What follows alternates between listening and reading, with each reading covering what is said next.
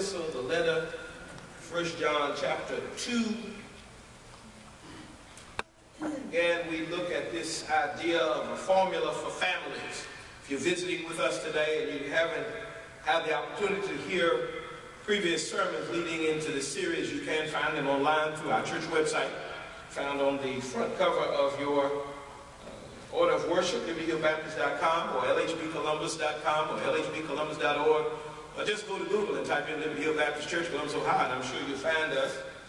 Click on there and you will be able to get the archive sermons and so on and so forth. Now, as you turn in there, let me also remind you, on March the 24th, every member of this church ought to be here on that Saturday because it is church cleaning day. And we ought to be here for church cleaning day at 2 o'clock. At 2 o'clock. Every member of this church ought to be here at 2 o'clock for church cleaning day. Now, we do have a book signing that morning for those of you who'd like to come. We've published a book for an author here in town. It's called The Day I Tasted Sushi. It is more of a children's book, so you can bring your children out. And she's going to give a demonstration in terms of how to make sushi. And she's going to be on hand to sign books and so on and so forth. So there will be books here that morning, but at 2 o'clock, or at noon on that day, and at 2 o'clock is our church cleaning, so please try to be present. There in 1 John chapter 2, again, as you turn there, thanks again to our musician, our ministers, our ushers, all of our service ministers. Very fine job this morning. I'm glad to be surrounded by so many competent people that just allowed me to stand out front and act like I did a good job. I really thank y'all for that. I appreciate it. 1 Corinthians chapter 2. 1 John. Yeah, that's a good one too. 1 John chapter 2. Thank you. 1 John chapter 2. Here it says, "My little children, these things write I unto you, that ye sin not. And if any man sin, we have an advocate with the Father, Jesus Christ, the righteous." So how do we form good families? How do we keep our families together? A formula for families: number one, don't think you are it. Don't think you are it. Oftentimes our issue in both our physical families, our church families, and our work families, all of those environments that we walk in and out of on a constant basis, whereby we have siblings of faith and siblings of family, siblings at work, so to speak. All of those relationships that we walk in and out of, you recognize that we can look and notice that there's oftentimes conflict when we get together. There's problems when we get together, and we need a formula. Sister Wynn, we need some things that we can look to in order to keep us together so that we have the cohesion, the glue that keeps us together. How do we do it? One of the things we need to do is to check our ego at the door. Far too often, the big problem is that we feel like we have all of the answers and no one else knows anything and nobody else is smart enough to tell me how to do things. The preacher's wrong, mama's wrong, daddy is wrong, my boss is wrong, everybody's against me, nobody likes me. I have the answer, but they're looking at me like I'm crazy. Had you stopped to think that when everybody thinks you're crazy, that maybe you might have a little touch of crazy in you? And so sometimes what happens is we think that we got it. And what the writer is telling us here is that all of us have sinned. All of us have had some issues in life. All of us have had some problems. We can't get to a place in life where we begin to believe that I'm it. I'm the beginning and the end. I'm good enough to pull myself up. And where I am today, I got here because I did it by myself. Let me tell you that you are not it. You are not the best thing since God made sliced bread. You are not it. Now, I don't want to play on your self-esteem. I don't want to down you. I don't want to think that you are a bad person, but I just want you to know that you're not the greatest thing in the world. Because sometimes we begin to take ourselves higher than we ought, and we begin to think of ourselves more than we ought to. Some of us, we walk around like we've got a chip on our shoulder. We walk around like we're better than everybody else. I'm better because I go to church. I'm better because I actually am a deacon, or because I go to Bible study, because I go to Sunday school. I'm better than the other person that sits on my pew. You're not any better. What happens is that you might need more than the person sitting beside you in order to save your dirty self. And so all of us need encouragement. All of us need a relationship with God, but none of us can say that I'm it. I'm the source. I'm the beginning and the end. I can't say that I'm some super Christian better than everybody else. And so we must be careful with that. We must be careful in terms of why we think a certain thing is the best. You know, you look in the mirror and you think, hey, I look good today. Or you look at a magazine and you say that person looks good and this person doesn't. But let me tell you that no matter what we look at, all of us are going to have certain opinions. And so as you look at yourself and you think that you've really made it, let me tell you something, somebody that thinks you don't look so well. You think you got all the fashion answers, somebody doesn't like your fashion. You think you have the perfect hairstyle, somebody doesn't like your hairstyle. And then let me tell you, sometimes you think you have the perfect attitude, and there's somebody that doesn't like your attitude.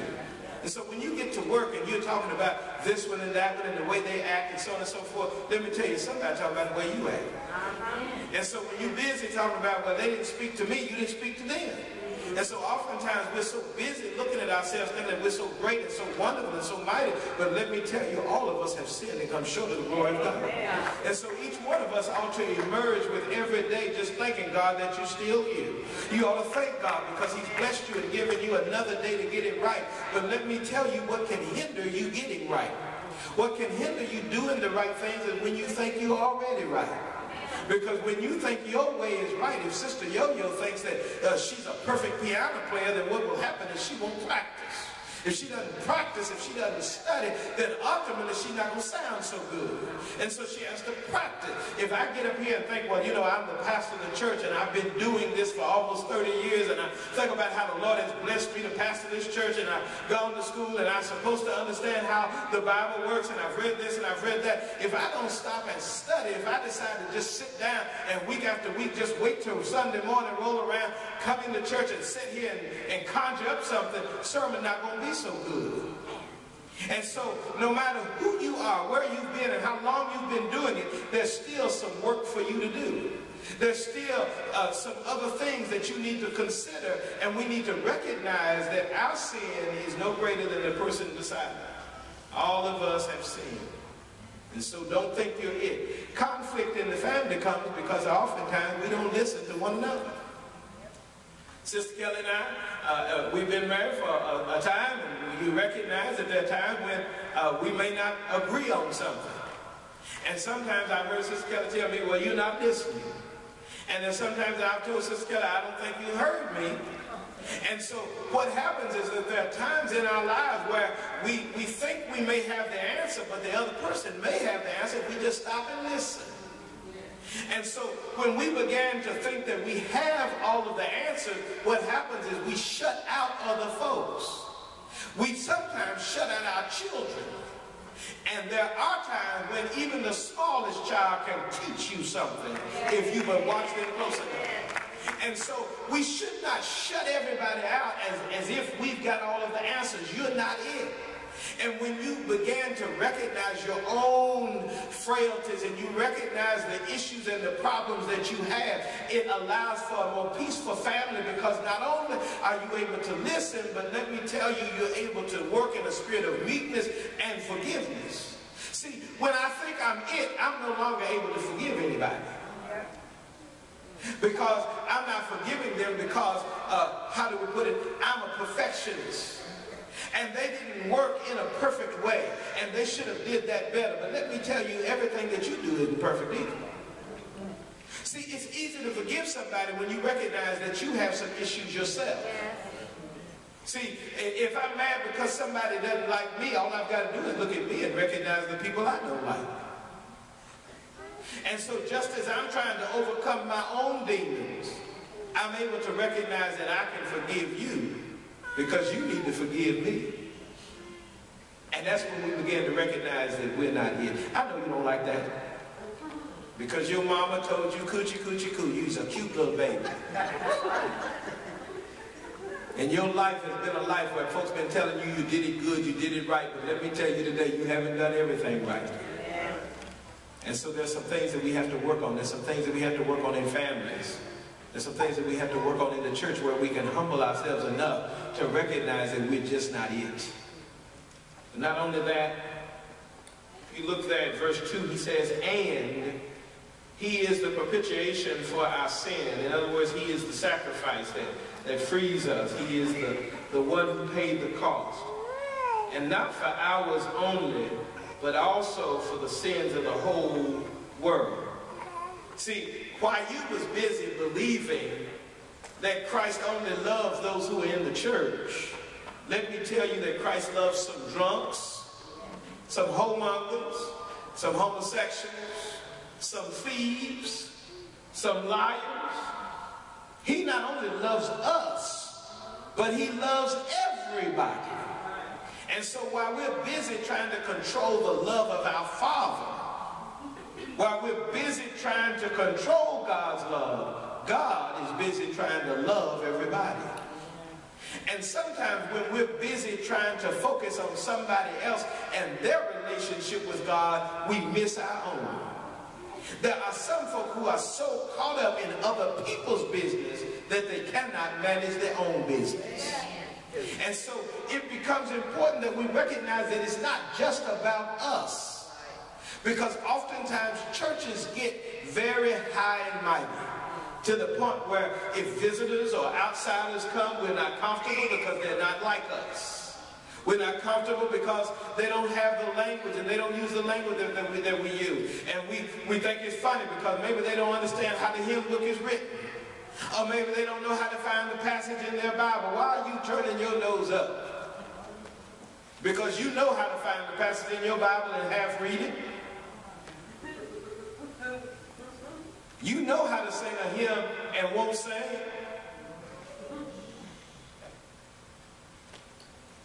You know how to pray and decide not to. And so how can we make fun of those who are coming in new that may not understand? How can we make fun of those who have been here for a while and decided not to apply themselves, but now they recognize that I need to change something. And now as we watch them kind of stumble and try to get up, we turn our nose up. Don't you remember when you were there? See, you're not it. And when you begin to recognize that you haven't made it, and when you recognize that you're going to need some help, then you'll see the blessing in helping others get to where you think you are.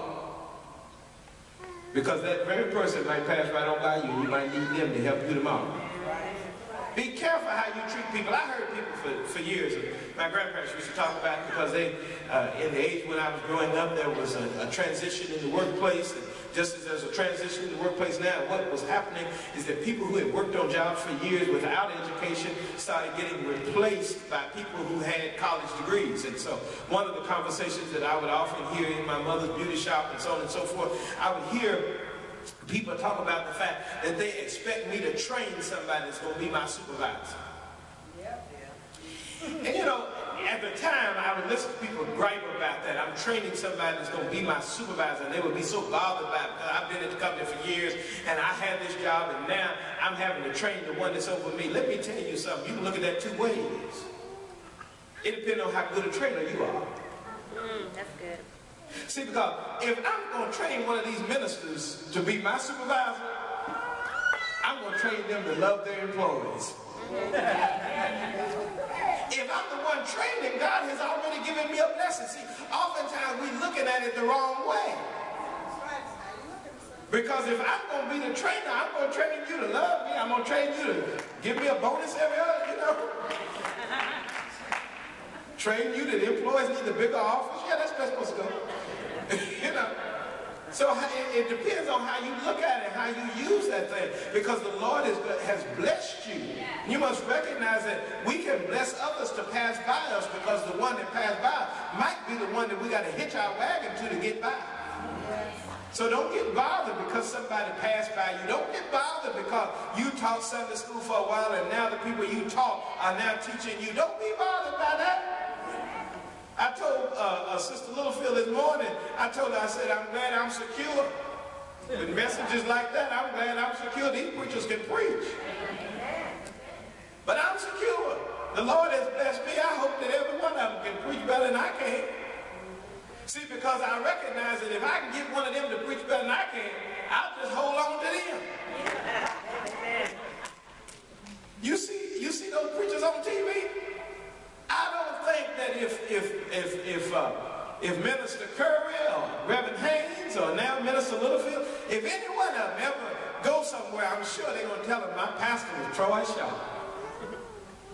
I don't mind you making it. I want you to make it. Right, that's good. That's good.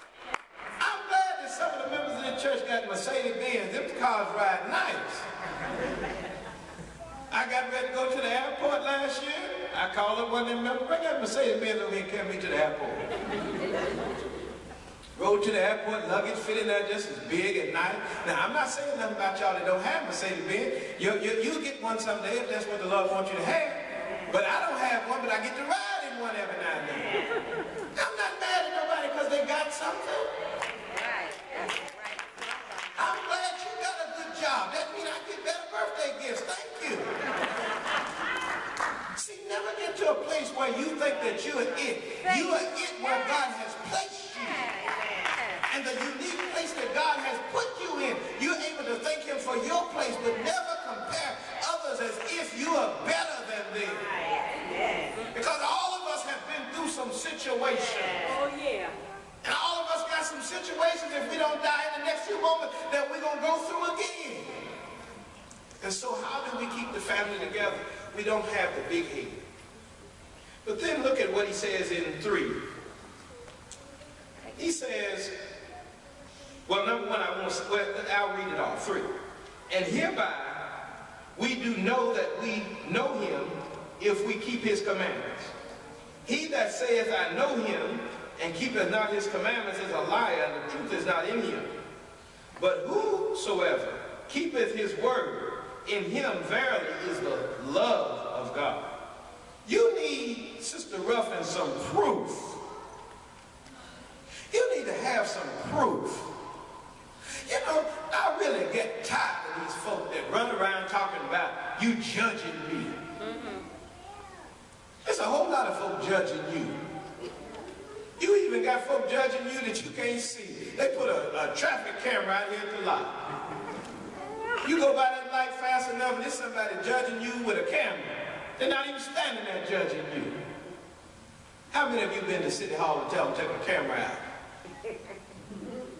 How many folk wrote the mayor a letter because he's taking pictures every time you run a red light? He's judging you.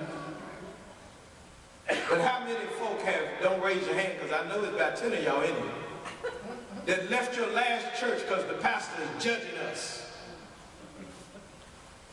How many of y'all left the family reunion, left family dinner, got mad at mama because she's judging me? Don't raise your hand. Oftentimes we get so bothered when somebody challenges who we are. But you know why they're challenging you? Because your behavior is incongruent to what you say. Missed that. Let me see if I can put that simple. You act different than you talk. Your attitude is different. Your behavior is different. You talk good, but you's a bad mamma jamma. And so you need some proof in terms of this. You say, well, I don't have to prove it to nobody but God. The writer says this, he says, verse 3, he says, and hereby we do know that we know him if we keep his commandments. You need some proof. That's number 2. Number 1 was don't think you're it. Number 2 is have some proof. But this is now 2A. You need to have some proof. You got to keep his commandments. He said keep his commandments. How do we know it? Is when we keep his commandments. You live in any kind of way, and then you say, well, I can't hear from God. The Lord doesn't talk to me. The Lord doesn't speak to me. I feel like the Lord has left me out there. He's not connected because we're not connected to him. And we become our own barrier. And so we must keep his commandments.